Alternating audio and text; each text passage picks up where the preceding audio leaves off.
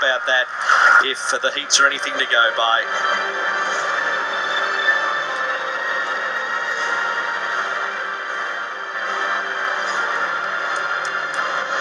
So the start list for the women's 100-metre final. Singapore with one athlete, the Philippines with two, Vietnam with two, and Indonesia with the sole runner, Triyutami, and Malaysia with their sole runner, Daltol Zulkifli.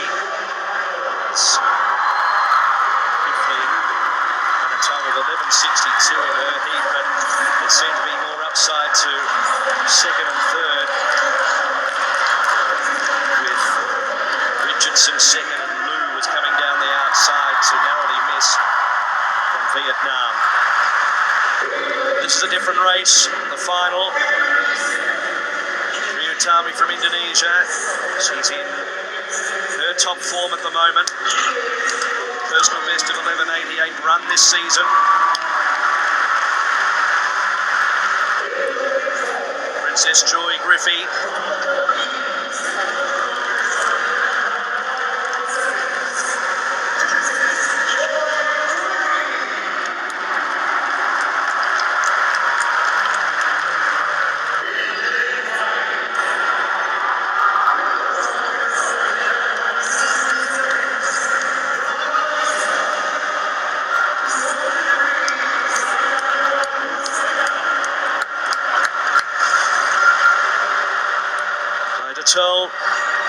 Zulkifli from Malaysia.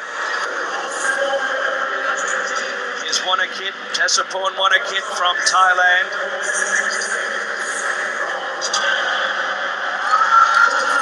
She won her heat with a storming performance in an outside lane. She's going to be a real threat here.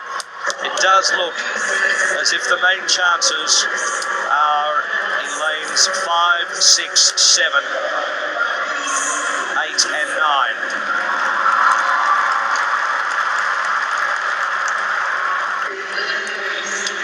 From Vietnam,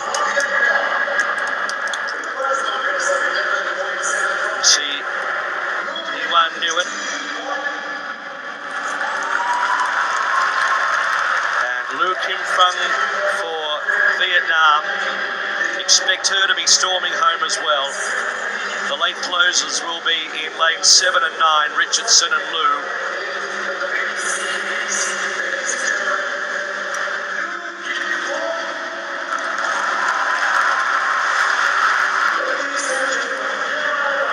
So, hold on to your hats. Lock yourselves in. This is going to be an exciting 100-metre final. And now they are called to get on their blocks. And that is what is ahead of them. 100 metres. Watch the focus now. Again, you can hear a pin drop across the National Stadium. So it's Pereira for Singapore, the hope of the host nation in 2, Utami 3, Griffey 4. Zadatel Zulkifli in 5, Wanakit 6, Richardson 7, Nguyen 8 and Liu 9. Who will be the fastest woman in Southeast Asia? They're ready. Set and away. Zulkifli got off to a good start. Out wider on the track. Wanakit's up there as well. And Griffey's coming through. It's anybody's race. Now starting to lift us. Richardson. She's flying. Richardson. Oh, she's come at Wanakit. It's very close. Wanakit or Richardson. 11.75 is the time. It could be Wanakit from Thailand. It might just be. It's very, very close indeed. Richardson from the Philippines has lunged, and it is so very close. 11.75 is the time, and we stand by for the result. Richardson in the last 20 metres. It looked to be her, but to her credit, Wanakit has kicked. Here is the start of the race again. What an even start it was. And again in lane 7, Richardson, a slow starter, but probably better away than her heat. And Wanakit would have been sensing victory here, but Richardson over the top has stormed at her. I tell you what, Pereira for Singapore has got the bronze. It's been a massive performance by Pereira in lane number 2. She has staved off all challenges. She's run the race of her life for the host nation, Veronica Shani Pereira. But here is the replay. Who gets their chest across the line first? Is it Thailand? Is it Philippines? A great finish. And we still wait the result. The winner is Kayla Richardson. It's a win for the Philippines. She has got up on the outside to just win the women's 100-metre final. What a thrilling race. Tessa Porn-Wanakit in second place is disappointed, as you would understand. And there you can see, just again explaining, it's the chest region that has to cross the line first, not your top part of the body. Does appear on the photo that Tessa Porn-Wanakit has got to the line first, but it's not the rules in track and field. Your chest must be breasting the tape to win the race, and that's exactly what Richardson has done. She has stretched out and has just won the 100 metres by a narrow margin. Well, you don't get a better finish than that in athletics. Look at the reaction when the result came up. Her teammate, Princess Joy Griffey, helping in the celebrations, but also a big mention to Veronica Shani Pereira, who has finished in third place for Singapore. A brilliant story all round after the women's 100 metres at the National Stadium.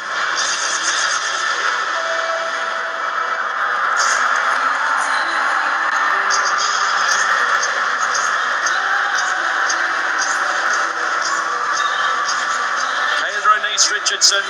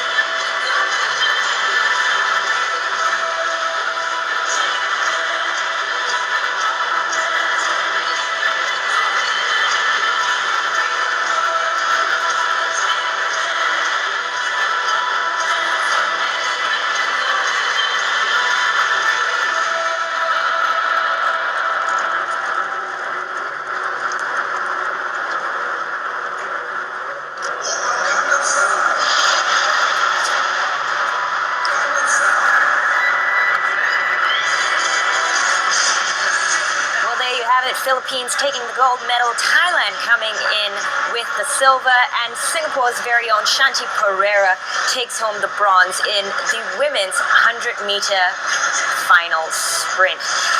What did we think of that result, gentlemen? What a race.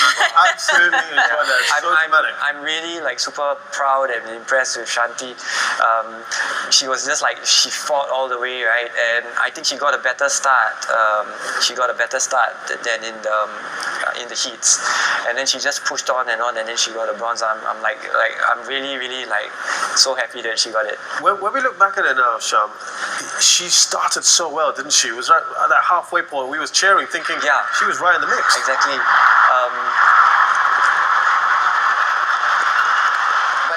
also notice that the times for everyone is like a bit slower than in Quite considerable. yeah. I think the thing is that when it's in a final race, right, the pressure is so high, and everyone, ironically, sometimes the harder you try, and when it's so much pressure, the times will come out slower because people are tense and all that kind of thing. So there, just to remind you that Kayla Richardson, there was nothing between her and Tasapon Wanakit, and they had to spend a little bit of time there just trying to separate the two. Shanti Pereira, 11.88. But as you said, she wasn't under pressure necessarily. Yes, she didn't get her personal best, but we weren't entirely sure she might even medal in this one. So the pressure perhaps was off her? Shanti? Yeah. I think that she just shut everything out and just ran her own race, and that's really hard to do, right, to deal with the pressure. Yeah. The most important thing in 100 meters is that you're running with everyone, right? So everyone, even I think the Malaysian girl also, she ran a 11:69 or 11:68 in the heats. Much faster. Yeah, much faster, and I think it's not cracking under pressure. So everyone was tense, and in that field, she still managed to get a medal. So it's like really proud of her. Which obviously is very hard to do, to block everyone out. Now, while we were off air, we were talking a little bit about where you stand while you're running, and if there's a particular lane which might make a runner feel more comfortable. And according to you, you said that you like the outside lane. It depends. Actually, it depends on the type of runner you are, right? Sometimes you want to be in the middle because like the faster people are in the middle, so you know what's happening, right?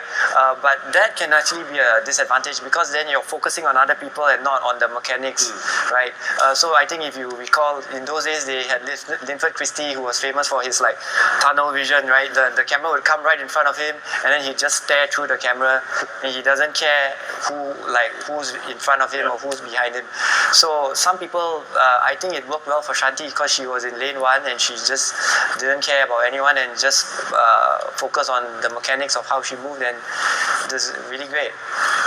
Shanti's got a few more events to come. Yeah. This has been a fantastic result for her. Yeah. It's massive boost, surely now. Massive boost. I think her 200 is even better than 100. Right. So the fact that she got a medal in the 100, that tomorrow she's going to be like in high spirits, and I think she can really go and fight.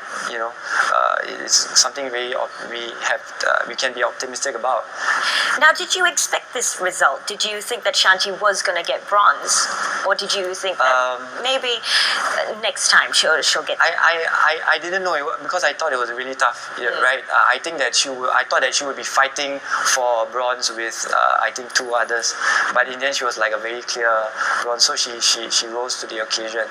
Another thing that's really interesting is that both the finals were a bit slower than the heats, right? Yes. And then the Filipino Eric Cray, amazing, right? 10:24. But I would have thought that he might have run like a 10:18 or 10:19. But that's the thing about a final, I think. In fact, that brings us quite nicely to the men's race. Nowhere near as dramatic because the pre-race favourite, Cray, dominated from start to finish, didn't he? What a start he had. Yeah, and then you see him pushing, and I think you can actually see he's quite tense. You can see the teeth clenched. So that ironically might have cost him that 0.1. He could have probably run a 10:18 if he just didn't try as hard. Like in the heats, you saw him coast for the last 20 meters, and then he ran a 10:28. Yeah. So how do you perhaps relax a little bit more? Do you think the distance that he would have had from the second place would have been even greater? I think if maybe he was focusing on breaking the games record. We won't know, but it's easier said than done, I mean, I remember like when you're in a SEA Games final, like the amount of pressure and how much you want it in all these championships. That's why it's really hard sometimes to clock really fast times in a final. Well, let's have a look at those times then. Eric Cray, 10.25, clearly ahead of everyone else. A personal best for him, but not a games record, unfortunately. The drama was between second and fifth, really. It was nice and tight. And Calvin Kung just missing out, but he got a personal best. He got a personal best. I'm really happy for Kelvin, and he ran even faster than in the heat. So that's amazing. Imagine the pressure, because a lot of them are running 10-4. That means not even half a meter separating you. So the slightest adjustment in body position is going to cost you, right? Second and third were 10:45, 10:45. So you said that comes down to hundredths of a second. hundredths of a second. So maybe one guy ran 10:45, 10:455, and then one guy ran 10:452 or something like that. So there's a few centimeters. It's amazing. My hats off to Amir and Kelvin for holding their own, and it's just amazing. They fought till the end. Wow, I'm super proud of them. And imagine to run a SEA Games final with such a strong field in the home ground when everyone's like gunning for you. Wow, it's amazing. Absolutely. Now, speaking of running with your home crowd behind you, how different do you think it is, say, being a Singaporean and racing in Singapore and having that pressure, and being a foreigner and coming to Singapore and having to want to bring home the gold to your country? Tell us the difference It about really that. depends on the psychology of the athlete, right? Some people are so they're so inward looking. They don't care. I don't care who's running next to me. I don't care. Did you care? Sometimes, when you feel the pressure, you might like waver a bit and worry, when the press are following you around and all that kind of thing. But when you are well prepared and you can sort of shut things out, then it doesn't really matter. It doesn't matter if you're running and there are like 10,000 people, foreigners like in front of you, and You shut it out. you just you just really focus on the technicalities of the race and aggression. In the 100 you need to be aggressive, and you just run your own race. The field, a lot of them are very experienced. Jirapong, Eric Cray, Kelvin, Amir, they've run at Commonwealth and all that kind of thing. Asian Games, I don't think for them it matters who they are running against or where they are running. They'll just run. So they are like machines in that sense. Yeah. Excellent. It's been a good evening of racing so far, and well done to Shanti Pereira for that bronze medal. Just thanks to UK Shyam for being in the house here with us and Thanks giving us for thoughts. You'll inviting be here for the next few days as well as I we will. look through all the other athletics events. Now, earlier in the morning, we had swimming heats. Remember, yesterday was a gold-laden affair. 6 gold medals for Team Singapore. There are